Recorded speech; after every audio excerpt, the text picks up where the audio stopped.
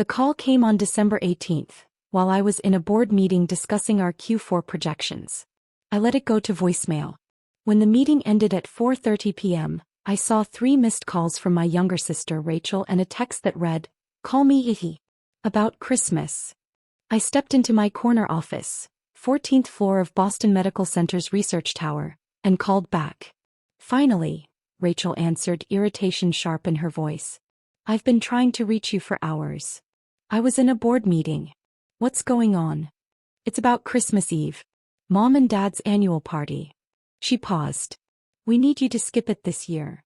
I set down my coffee. "Excuse me. Look, don't make this a big thing. It's just, my boyfriend is coming. Dr. Marcus Chen. He's a cardiothoracic surgeon at Mass General and he's kind of a big deal.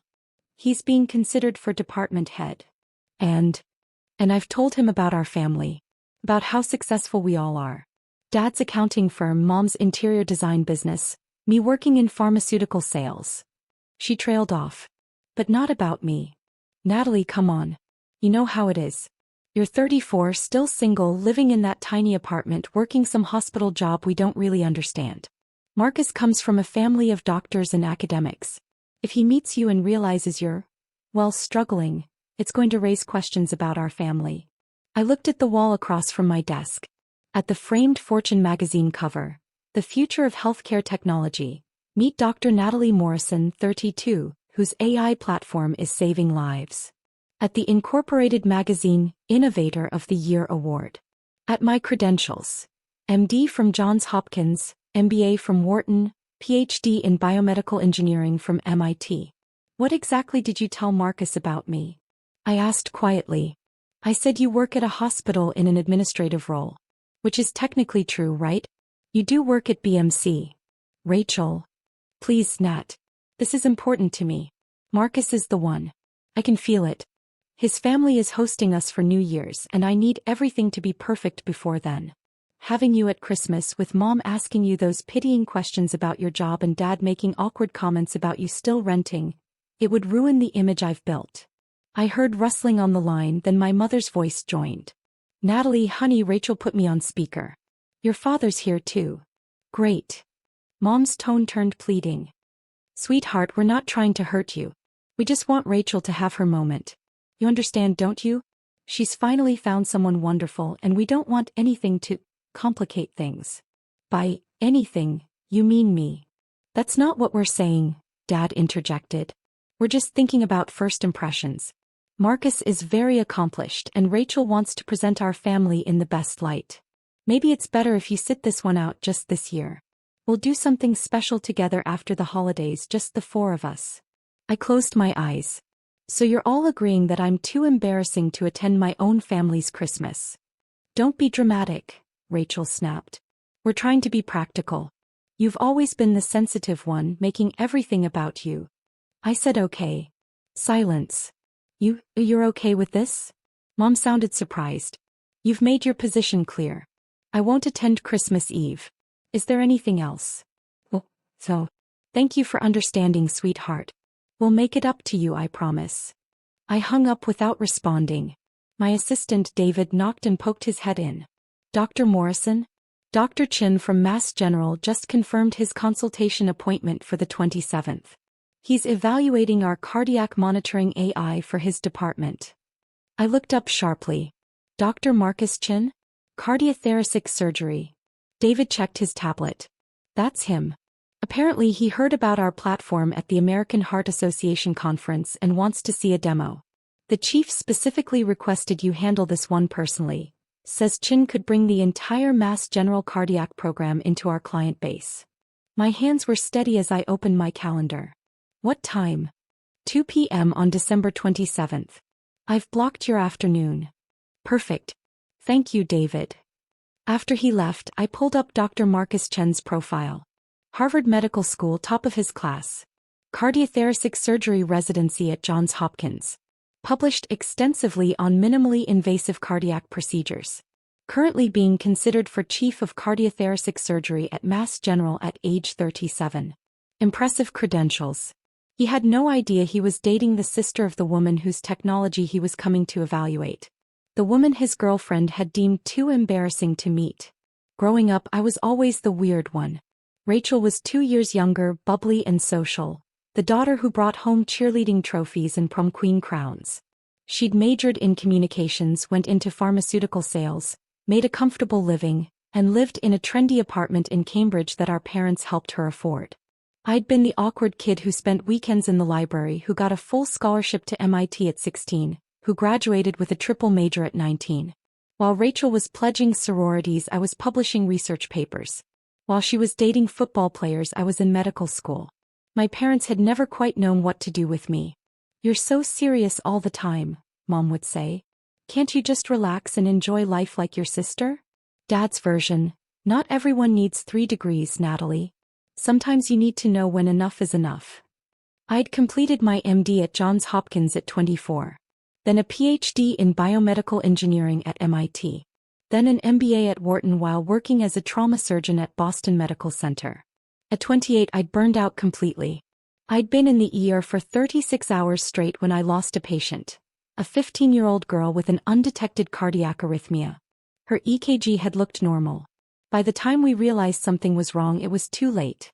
I'd sat in the break room at 4 a.m. staring at her chart thinking, there has to be a better way. That's when I started building CareLink AI. The concept was simple: an artificial intelligence platform that continuously monitored patient vitals, recognized subtle patterns that humans missed, and predicted complications before they became catastrophic. The execution was brutally complex. Algorithms, machine learning, clinical trials, FDA approval, hospital integration. I'd used my savings, $400,000 from surgical work and smart investments, to build the first prototype. 18 months later, we had our first client, a small community hospital in Vermont. Within 3 years, we had 60 hospitals across 12 states. Within 5 years, we'd prevented over 2,400 documented patient deaths. Last year's revenue, $180 million. Current company valuation, $3.2 billion. I own 68% of it. Forbes had called me the surgeon who's saving more lives outside the OR than she ever could inside it. Fortune had profiled our AI platform as the future of preventive healthcare. The New England Journal of Medicine had published our outcomes data showing a 34% reduction in unexpected patient mortality at hospitals using our system. My family had no idea. When they asked about my work, I said, I work in healthcare technology at BMC, and changed the subject. When they saw my modest 2-bedroom apartment in Jamaica Plain, I didn't mention the $6.2 million penthouse I owned in Back Bay as an investment. When they assumed I was struggling financially, I didn't correct them. I wasn't hiding out of shame. I was conducting an experiment. Would they value me without the validation of success? Would they treat me with respect when they thought I was ordinary? The answer apparently was no. The week after Rachel's call, I threw myself into preparing for the Chen consultation. He's bringing his department head and 2 attending physicians, David informed me during our prep meeting. They want to see live demos, case studies, and integration timelines. Mass General would be our biggest client to date. 43 surgeons, 200 residents, nearly 1,000 beds. What's Chen's specific interest? Cardiac monitoring for postoperative patients. He's concerned about sudden complications in the first 72 hours after surgery. Wants to know if our AI can predict events like tamponade, arrhythmia, or pulmonary embolism before they become critical. I smiled. We have documented cases from Stanford and Mayo Clinic. Pull those files. The irony wasn't lost on me. Chen wanted technology to save his patients' lives. My technology, built by the woman his girlfriend considered too unsuccessful to meet. On December 23rd, Rachel posted photos from her Christmas shopping trip on Instagram. Designer bags, expensive restaurants, captions about treating myself before the big family celebration. On December 24th, Christmas Eve, she posted photos from my parents' party. Rachel in a red cocktail dress next to a handsome Asian man in a tailored suit. Caption: introducing my brilliant surgeon to the family. Best Christmas ever. Christmas tree red heart. The comments poured in. Aunts and cousins gushing about what a perfect couple they made. Friends congratulating Rachel on finally finding someone at her level. I screenshot every single post from my records. That evening, while my family celebrated without me, I had Christmas dinner with my executive team and their families. My CTO, Dr. James Rodriguez, had invited me to his home in Brookline. His wife made arroz con pollo. His 3 kids showed me their science fair projects. We talked about the future of predictive medicine, about dreams of preventing death before it happened, about building something that mattered. It was the best Christmas I'd had in years. December 27th arrived cold and bright. I got to my office at 6 a.m., reviewing every detail of the presentation. Our conference room on the 14th floor had a view of the Boston skyline. I'd arranged for our head of clinical integration to present case studies, our chief medical officer to discuss outcomes data, and our chief technology officer to demonstrate the AI platform live. But I'd insisted on doing the introduction personally. At 1:45 p.m. David knocked. Dr. Morrison, the Mass General team is here. Dr. Chen, Dr. Patricia Williams, she's the chief of surgery, and 2 attending physicians. Send them to conference room A. I'll meet them there in 5 minutes. I straightened my white coat, checked that my credentials were visible on the wall, MD, PhD, MBA, and walked to the conference room. Through the glass wall I could see them. Dr. Williams, a distinguished woman in her 60s. 2 younger attendings both taking notes. And Marcus Chen, tall and confident in scrubs and a white coat, gesturing animatedly as he explained something. He looked exactly like his photos. Handsome, polished, the kind of person who'd never been told no. I pushed open the door. Good afternoon. I'm Dr. Natalie Morrison, founder and CEO of CareLink AI. Welcome to Boston Medical Center. Dr. Williams stood immediately, extending her hand. Dr. Morrison, it's an honor. I've been following your work for 2 years. The mortality reduction data from your Stanford trial was extraordinary. Thank you.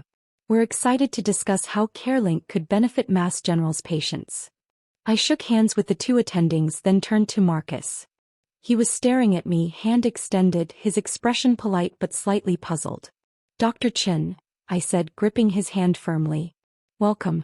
I understand you're particularly interested in postoperative cardiac monitoring. Yes. Thank you for meeting with us, Dr. Morrison. His voice was uncertain, like he was trying to place me. We sat.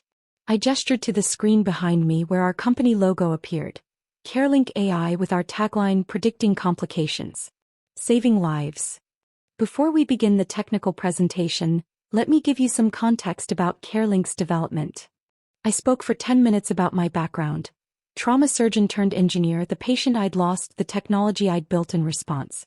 I showed them our FDA approval documentation, our clinical trial results, our client hospitals. Marcus was taking notes, but I caught him glancing at me repeatedly, his expression growing more confused. Then Dr. Williams said something that changed everything. Dr. Morrison, I have to ask. I thought I read somewhere that you have family in Boston. Is that right? I do. My parents live in Newton and my younger sister lives in Cambridge. What does she do?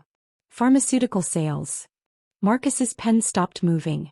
Pharmaceutical sales, he repeated slowly. Your sister works in pharmaceutical sales. That's correct. He set down his pen. His face had gone pale. What's your sister's name? I met his eyes directly. Rachel Morrison. The room went absolutely silent. Marcus stood up so abruptly his chair rolled backwards. You're Rachel's sister. Rachel's sister Natalie. I am. But she said you worked in hospital administration. Some entry-level position. She said you were. He couldn't finish the sentence. Dr. Williams looked between us, confused. Is there a problem? Marcus's voice came out strangled. Rachel is my girlfriend. I met her family on Christmas Eve. She told me she had a sister who wasn't attending because she had to work. She said you worked in a low-level hospital job and weren't really part of the family's success story. The 2 attending physicians shifted uncomfortably. I kept my voice professional. I see. Dr. Chen, I want to assure you that your relationship with my sister has no bearing on this consultation. You're here to evaluate technology that could benefit your patients. That's all that matters. You're the CEO, he said faintly. You founded this company. You're the woman on the Fortune magazine cover. I am.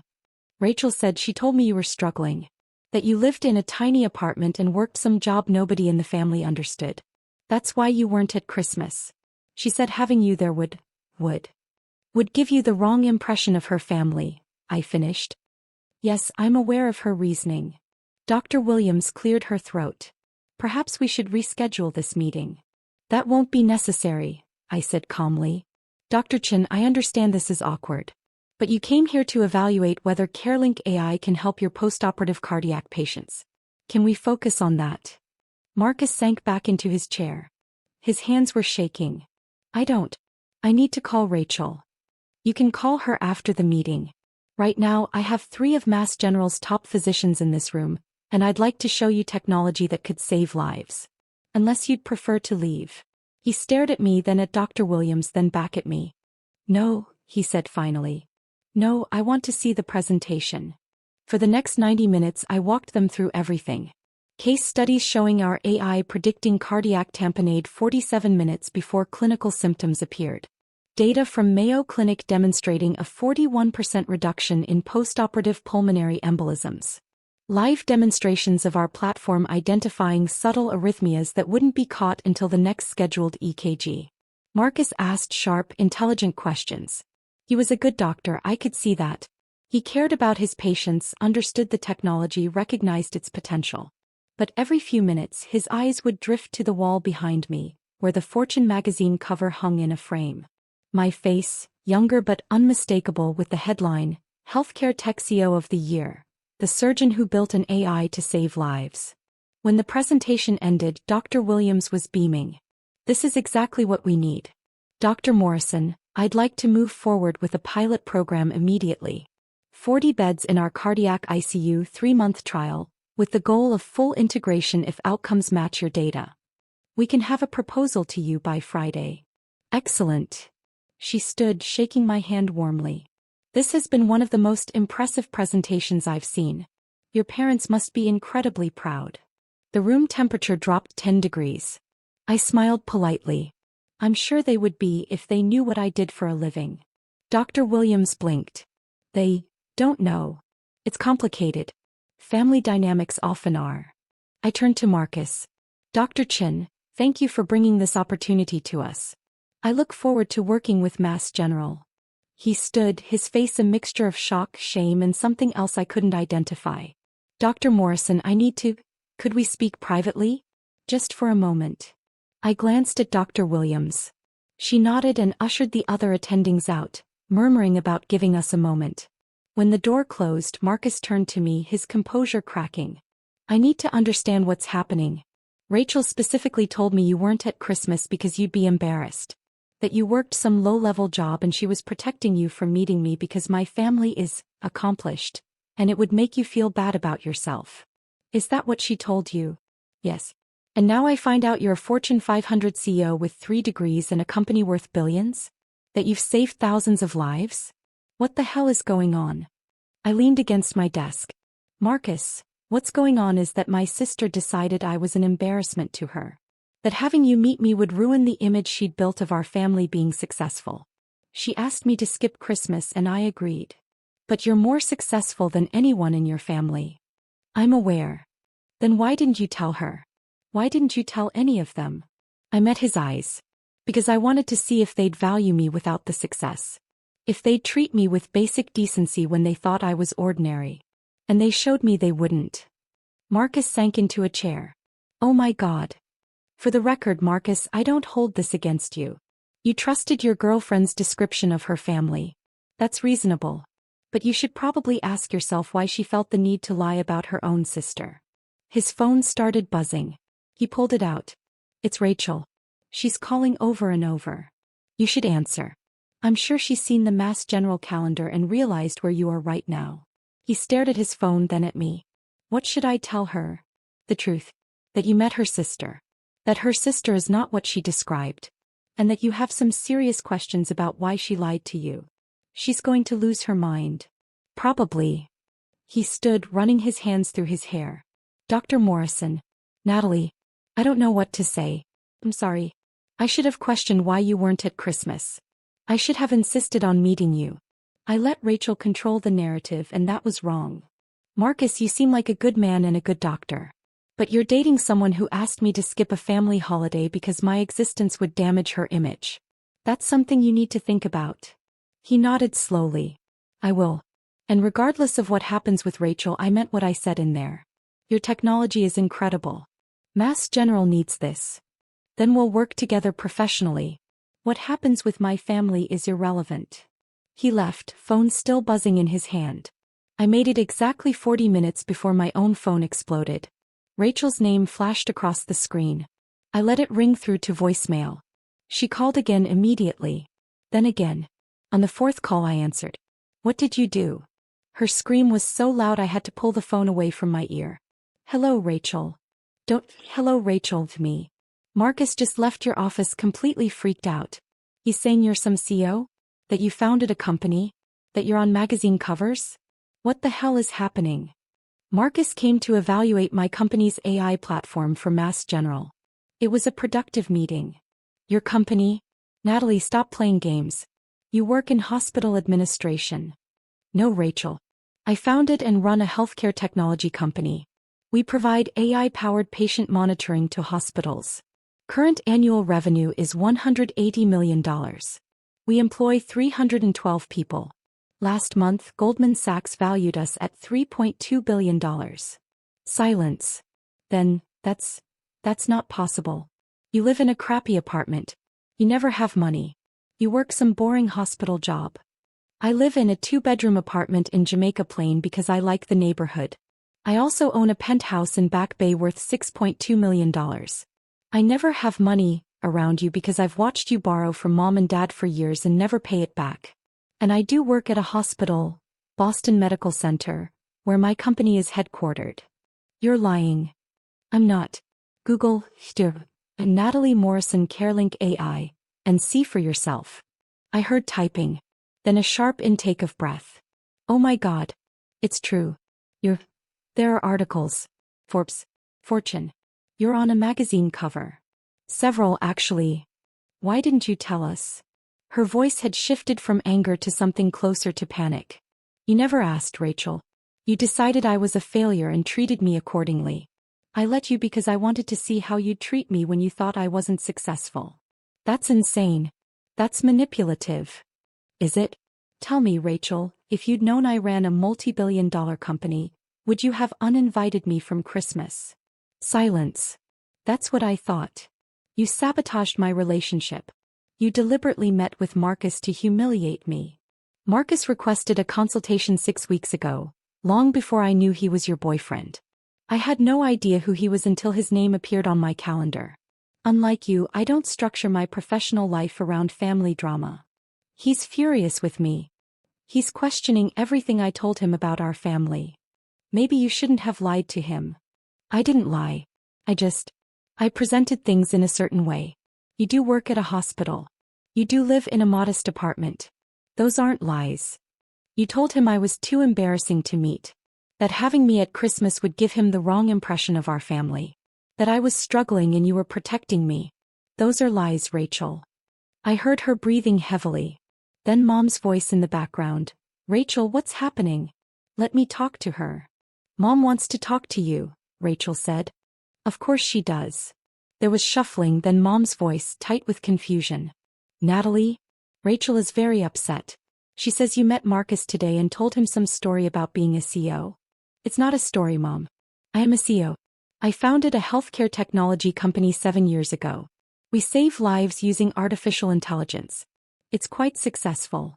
Sweetheart, I don't understand. You never mentioned any of this. You never asked. You assumed I was struggling and I let you assume it because I wanted to see how you'd treat me. That's not fair. We've always supported you. You uninvited me from Christmas because Rachel thought I'd embarrass her boyfriend. You chose her image over my inclusion in my own family. That's not support, Mom. We were trying to help Rachel make a good impression. By hiding me. By presenting your family as successful while excluding the daughter who actually built something. How exactly is that helping anyone? Dad's voice joined in. Natalie, your mother and I are very confused. Rachel showed us these articles about you. They say you're worth billions. Is that true? My company is valued at $3.2 billion. I own 68% of it. So yes, my stake is worth approximately $2.17 billion on paper. Complete silence. Then Dad, $2 billion. Approximately. And you never thought to mention this to your family? I mentioned it repeatedly, Dad.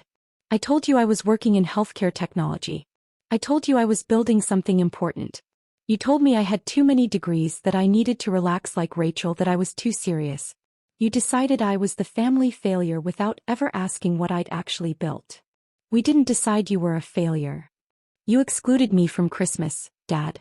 Rachel explicitly said having me meet her boyfriend would give the wrong impression because I was struggling. You and Mom agreed. That's deciding I'm a failure. Mom's voice cracked. We made a mistake. Yes. You did. Can we fix this? Dad asked. Can you come to dinner? We need to talk about this properly. Why? So you can celebrate now that you know I'm successful? So you can tell your friends your daughter is a billionaire? Where was this interest when you thought I was ordinary? That's not fair, Rachel interjected, her voice venomous.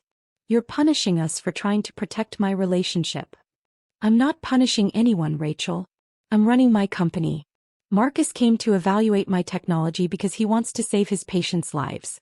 The fact that it's inconvenient for you is irrelevant. He's talking about breaking up with me. He says he can't trust someone who lied about their own sister. Then maybe you shouldn't have lied about your own sister. I hate you. The line went dead.